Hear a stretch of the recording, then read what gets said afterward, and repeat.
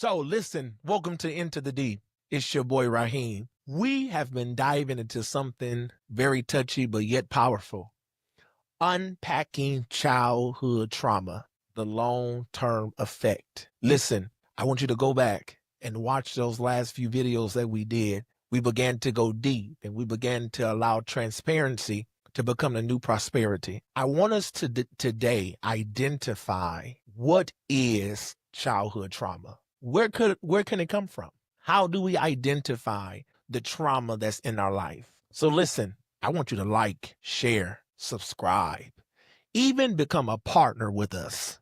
When you become a partner with us, you are invited into our private room where we can have conversation. I come into the room, I answer your questions. We have real life dialogue. We want you to subscribe. We want you to become a partner and become a friend. So let's dive right into this. Do you know that childhood trauma can originate from so many ways and you don't even know how? It generally stems from experiences that are deeply distressing and overwhelming for a child. These experiences can and will involve abuse, physical, emotional, sexual abuse, neglect, emotional, physical neglect, where a child's basic needs are not met. Witnessing violence. Do you know when a child is brought up in a home where there's domestic violence, that affects a child? Violence in the community affects a child. Can I tell you loss, experiencing death when a kid has to lose a mother at an early age?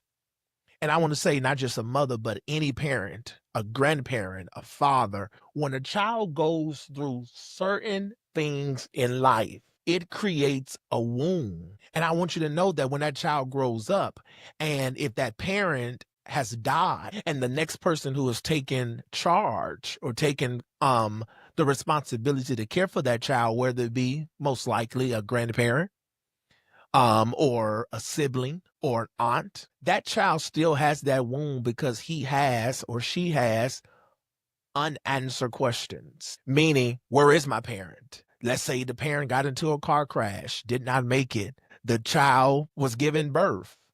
The parent was giving birth to the child, and there was complications, and the mother just didn't make it out of the delivery room.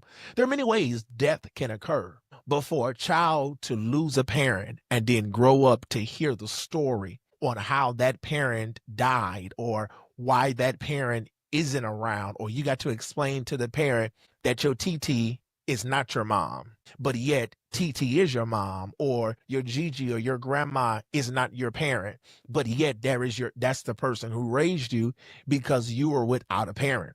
And sometimes it becomes very tricky because when you're dealing with death as a kid, you don't know how to process it. In your brain, your parent is coming back. Now watch this. When I deal with that and I say death, I mean your parent can be in jail. Your parent can be in prison. That's still a loss and that's still trauma for that child. So when you're dealing with that, you deal with accidents, natural disasters, being involved in accidents, experiencing natural disasters, tornadoes, hurricanes, fires. Your parent was caught in the fire trying to save you. You made it out, but your parent didn't. And then now you have grown up and you hold that because now you feel like it's your fault because your parents saved you and not them. That can be a trigger that can hurt. So what happens is you grow up with this long-term effect because you did not allow that healing to take place. You're being bullied. That is a childhood trauma. I have a story to tell, and I'm good with this because most of this is what I've experienced. I grew up with a lot of health issues. When I was a kid, I had seizures, so that required me to have a helmet. You hear me?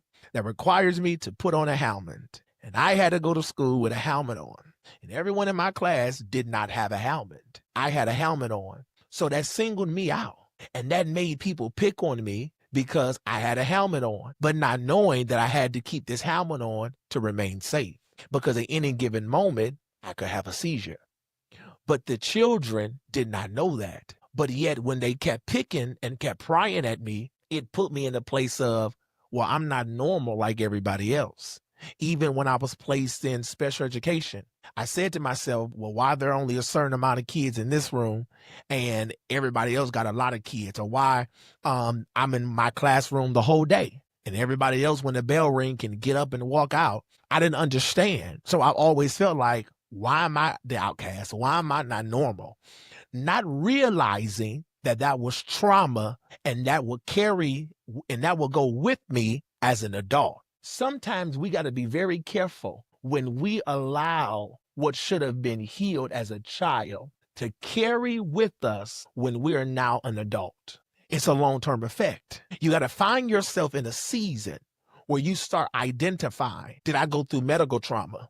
Was I a child that was premature? Did I stay in the hospital longer than anybody else? What was the deficits of my birth? Same thing. Here's my example. When I was born with GI problems as a baby. They told my mother to come to the hospital so she can have parenting classes on how to deal with the baby with GI problems. You can't lay them a certain way. You got to lay them on the stuff. It was certain ways. And because my biological mother, was on drugs, she didn't show up. So immediately they snatched me from her and put me into the system. That right there did something to me when I got older, because I've always tried to figure out, but where is my mom? I always knew that the people that I was around wasn't my mother, wasn't my parents. Yes, they took care of me and I applaud them. But there was a hole in my heart. There was a wound that said, nah, I'm missing something. I knew there was something missing, even though they didn't tell me the story. I knew within myself, something is missing about Raheem. There's a part of my heart that's not really healed. There's something that I did not get when I was a kid. Nobody shared with me. And then what happens is, when you grow up in a household that's dysfunctional, that causes trauma. When you grow up in a household that has substance abuse, mental illness, when you're growing up with parental separation, divorces taking place, these are traumas that children should not have to face. But yet, watch this. It involves long-term effects. I dare you to just say that. What I went through as a child, did it create long-term effects? Are you looking at your life right now and saying, I can see some stuff that has happened to me as a kid that has festered over into my adulthood? Let me tell you something. I am a living testimony of it. A lot of my behavior today is because of how I was raised as a kid, what I went through as a kid. So if you see me today, I'm clingy. Why? Because I'm afraid of rejection. I'm a busybody. Why? Because I'm always fearful of somebody walking out. So I had to sit down and go through healing. I had to unpack everything I went through as a kid in order for Raheem to become Raheem. Listen, this podcast ain't about nobody else, but this podcast is about Raheem Jabari Warren. And the good part about it is I'm able to tell you my story because I've been healed from the trauma. In order for you to tell someone how to be free, you first gotta be free. And I want you to take a moment to do a self-examination and ask yourself, am I free or am I hiding the pain?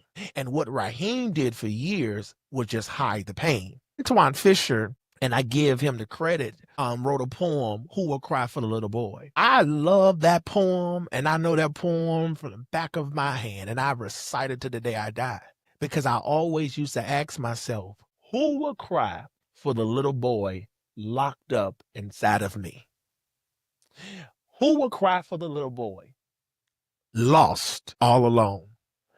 That poem did something to me to where I had to stop and say, God, I truly need healing. So my brothers and sisters, as we unpack this trauma, I need you to identify, where did the trauma take place?